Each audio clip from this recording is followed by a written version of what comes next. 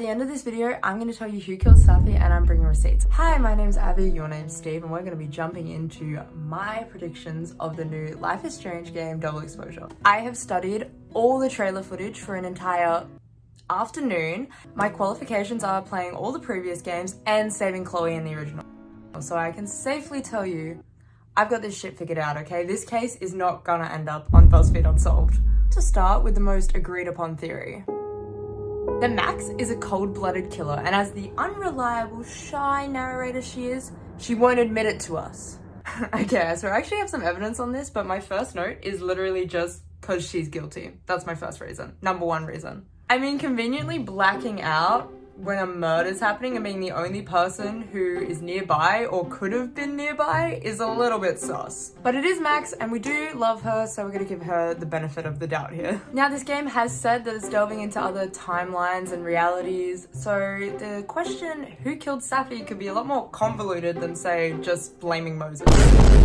Max mentions when she wakes up from her blackout that she has a mad headache. And if I've learned anything from playing the first game, headache equals time travel. So basically this just confirms that Max has already tried to time travel this murder out of existence. Seriously? She has learned nothing. I saw this in the comments and I just laughed, but someone said Max first game tries to save friend using power, learns lesson. I mean, some of us. Next game tries to save friend using powers. After 5 years, you're still Max Caulfield. Anyway, seeing that this power has now turned into being able to fully go into other timelines, this gives a lot of potential for the killer to have been Max, even if it's not Max from this reality. This could explain the lack of evidence. I don't think it's Moses. I'm gonna be so shocked if it's Moses.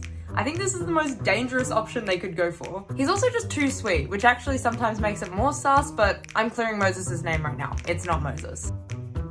Apparently she's legit the president's mom. Apparently she's legit the president's daughter. Or something like that. So like, people in power are always guilty, so maybe this is why, even when we're watching it, why it's so obvious that it looks like Max is guilty. Like rich people just trying to frame other people for the murders and bad stuff they're doing. I mean, in the game, they have ruled this a suicide. Like the police, and this is their entire job, mind you, like remember this is their entire job, the police have ruled this a suicide. So let's assume maybe, you know, seeing as it's their whole job, they got it right. This would be sad and tragic, and I really hope it's not this, but I'm gonna mention it anyway. Maybe it's like this game's just a mindfuck, and it's like, this is what grief can do to you. Don't jump into parallel universes looking for a reason. However, I think this ending's just way too sad, so for all of our sakes, I hope this is so incorrect. Now for the final one, and this one I personally believe is correct. Come on, you are not about to tell me that this guy is not just this guy, but clean-shaven and a bit older. It is more of a stretch to say that the old Max is the same person as new Max than it is to say this guy is Jefferson. This legit gives the same vibes as when characters put on a mustache to be in disguise. He's just literally done the opposite. There is no way during my playthrough that this guy is going by anything other than his legal name, Mark Jefferson. Now, motive, you might say? How much more freaking motive can you get?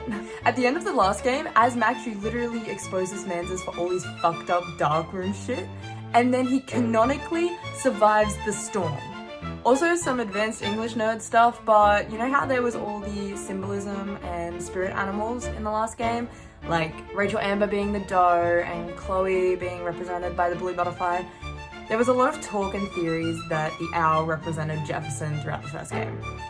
If you watch the new trailer now, you know what's a really prominent theme and keeps showing up in the trailer? Owls. This theory would also tie it back to the old game, which right now it doesn't look tied in at all, so that would be sick. And it's also not far of a stretch, because if you remember how obsessed Jefferson was with Max, it's not a stretch he's doing this now. My playthrough of the game will be commencing 2 weeks prior to the official release of the game, starting the 16th of October. So make sure you subscribe and turn the notifications on so you can be here to investigate with me and arrest Jefferson for good, because that's what we're doing.